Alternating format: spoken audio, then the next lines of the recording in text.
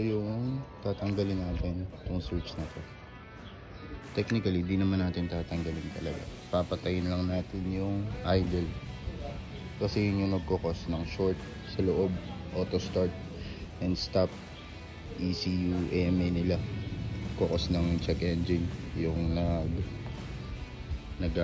on and off dito na idle stop symbol. Off na lang natin to. Mahalang auto start stop ECU EFI module nila. Sige, dalawang wire, huwag niyang pagdudugtungin. Pinag-iwalay ko yan. Isa nakalabas dito, yung isa kilobera ko na ito. Shakeable tube lang. Tapos balik na natin.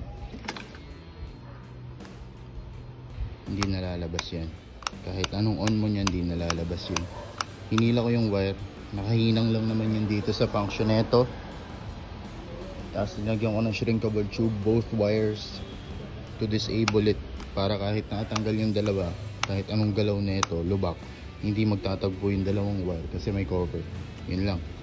Ganun lang guys.